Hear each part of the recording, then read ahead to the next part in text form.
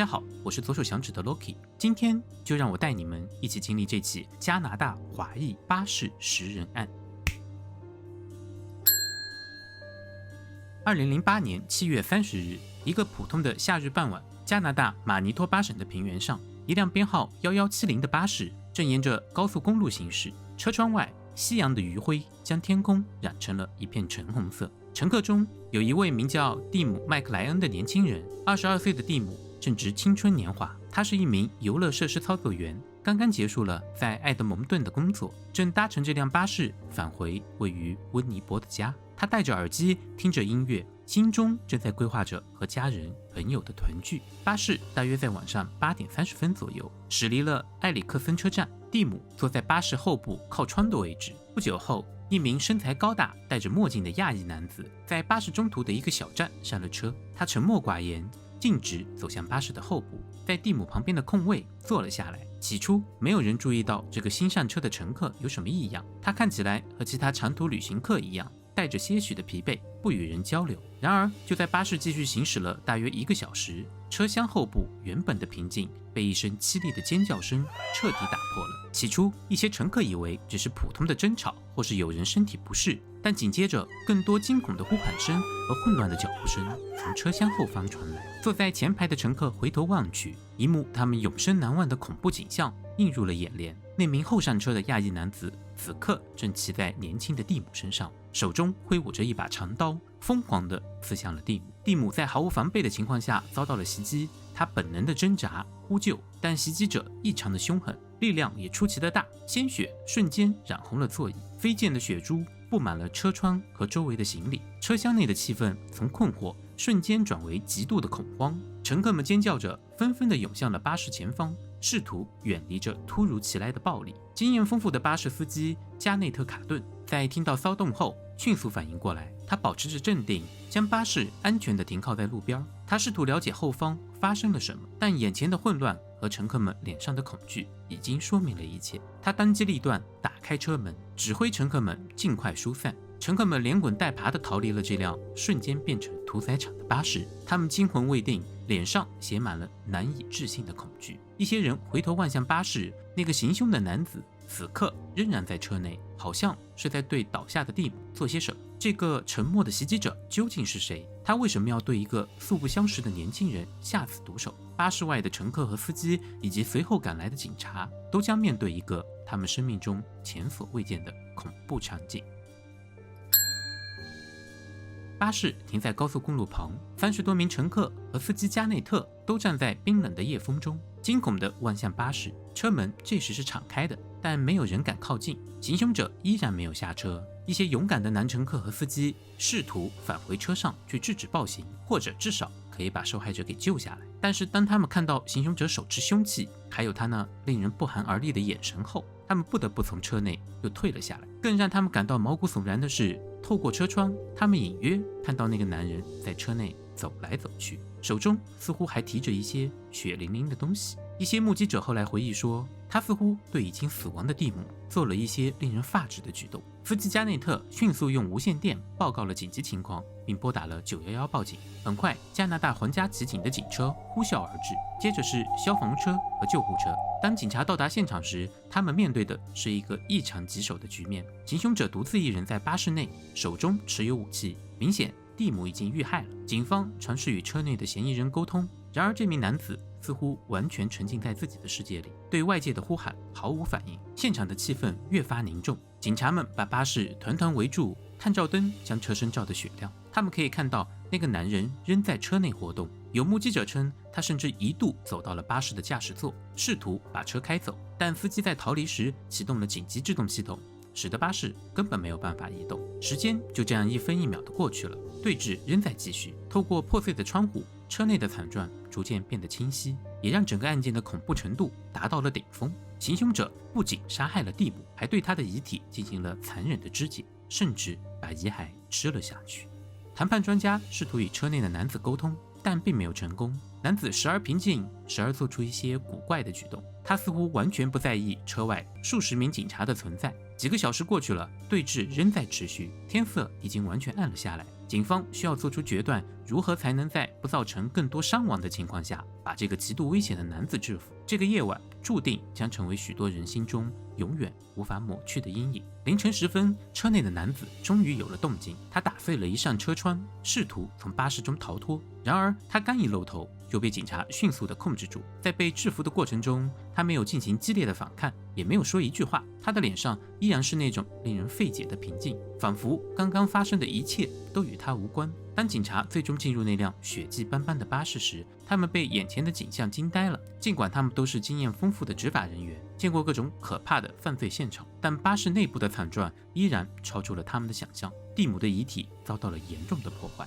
残忍程度令人发指。车厢内散落着人体的各种组织，还发现了一把沾满血迹的大型猎刀。随着嫌疑人的落网，调查工作正式展开。首要任务便是确定这位神秘行凶者的身份。他身上没有任何能够证明身份的证件。在最初的审判中，他保持沉默。警方通过指纹比对，很快查明了他的身份。他叫文斯里，时年40岁，是一名从中国来到加拿大的移民。初步调查显示，文斯里和蒂姆完全不认识，他们只是偶然在这辆巴士上相遇，并碰巧坐在了一起。难道这是一次随机的暴力事件吗？调查人员开始深入挖掘文斯里的背景。他们发现文斯里于2001年从中国移民到加拿大，他在中国曾获得计算机学士学位。来到加拿大后，他曾做过各种零工，包括教堂的勤杂工、快餐店的店员等。他与妻子安娜里居住在埃德蒙顿。在邻居和同事的印象中，文斯里是一个安静、有礼貌，甚至有些内向的人。他并没有暴力犯罪前科。这样一个看似普通，甚至有些温和的人，怎么会突然变成了一个残忍的杀人恶魔？随着调查的深入，一些令人不安的细节开始浮出了水面。警方了解到，文斯里在案发前几天行为举止已经出现了一些异常。他突然辞去了在沃尔玛的工作，带着身上所有的现金离开了家。他并没有告诉妻子他要去哪儿，他似乎在漫无目的的游荡。案发当天，他登上了这辆前往温尼伯的巴士。更重要的是，警方在他的随身物品中发现了一些奇怪的东西，包括一些简报和字条，内容似乎与宗教有关。这些零碎的线索指向了一种可能性：文斯里的精神状况可能存在严重的问题。调查人员面临着巨大的压力，公众对这起案件感到了震惊和愤怒，要求得到明确的答案。媒体铺天盖地的报道把这起案件推向了风口浪尖。制造了人间惨剧的文斯里，他的内心世界隐藏着怎样的黑暗？又是什么把一个看似普通的移民推向了万劫不复的深渊？当文斯里这个名字和巴士上的恐怖事件联系在一起时，所有认识他的人都感到了震惊。在他们眼中，文斯里安静、勤奋，甚至有些害羞。文斯里原名李伟光，1968年出生于中国辽宁省丹东市。1992年毕业于武汉理工大学，获得了计算机学士学位。毕业后，他在北京从事软件工程师的工作。据称，他在中国时是一个非常努力的年轻人。1994年，李伟光和安娜里结婚。2001年，夫妻二人带着对新生活的向往，移居加拿大。初到加拿大，像许多新移民一样，李伟光面临着语言障碍和就业困难。他曾在温尼伯的一家教堂做清洁和维修工作，并得到了牧师的积极评价。为了改善生活，他不断学习，希望找到一份专业对口的工作。然而，生活的压力和文化的冲击为他后来的精神问题埋下了隐患。2004年到2005年间，李伟光的行为开始出现了一些微妙但令人不安的变化。他的妻子安娜注意到他变得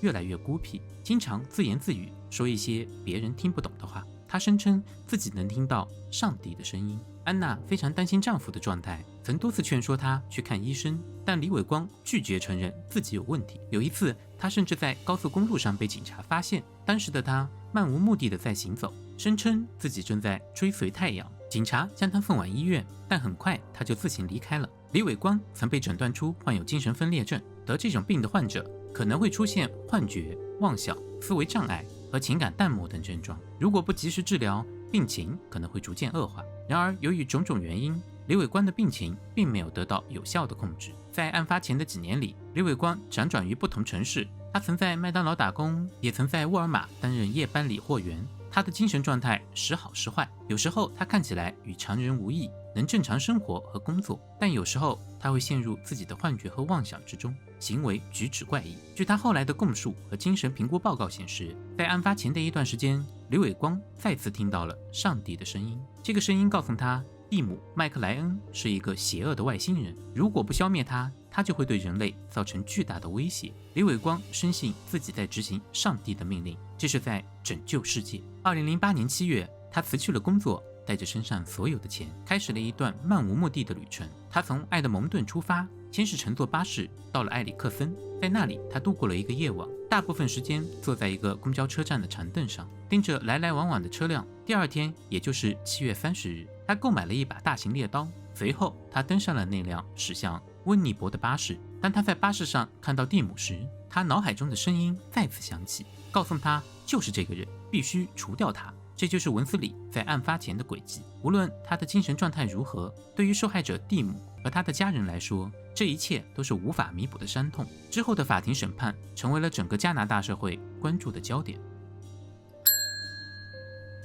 文斯理被捕后，立即被指控2级谋杀。然而，随着案件调查的深入，特别是关于他精神状态的证据浮出水面，案件的走向开始变得复杂起来。辩护律师提出，文斯理在作案时可能处于精神失常的状态，无法理解其行为的对错。根据加拿大的法律，如果被告因精神障碍导致在犯罪时无法理解行为的对与错，那么他可以被裁定为因精神障碍而不负刑事责任。为了确定文斯理的精神状态，法庭下令对他进行全面的精神评估。多名精神科医生对他进行了检查，评估报告一致认为，文斯理在案发时确实患有严重的精神分裂症，并且正处于急性精神病发作状态。他出现了严重的幻听和被害妄想，认为蒂姆是邪恶的化身，他杀死蒂姆是在执行上帝的命令，以保护人类。2009年3月5日，在马尼托巴省的法庭上，法官约翰·斯卡菲尔德正式裁定文斯理因精神障碍不负刑事责任。这个判决在加拿大引起了轩然大波，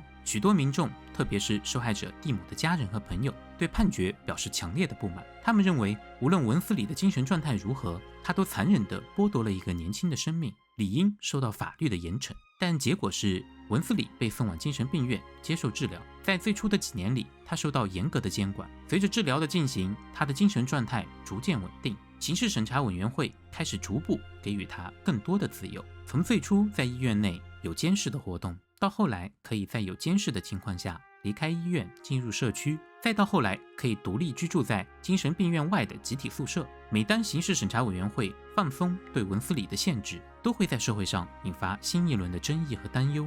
蒂姆的母亲卡罗卡·德德利一直强烈反对释放文斯理，他认为文斯理对社会仍然构成威胁。2017年2月，经过近9年的治疗和评估，最终裁定文斯理已不再对公共安全构成重大威胁，决定无罪释放。这意味着他将不再受到任何法律条件的约束，可以像普通公民一样自由生活。这起案件的恐怖细节以及文斯理最终无罪释放的结果，在许多加拿大人心中留下了难以磨灭的印记。时至今日，关于此案的讨论仍在继续。你觉得文斯理应该受到更严厉的惩罚吗？如果你还想看更多奇案，推荐观看这边的视频，点击小铃铛订阅是对我最大的支持。我是左手响指的 Loki， 我们下期再见。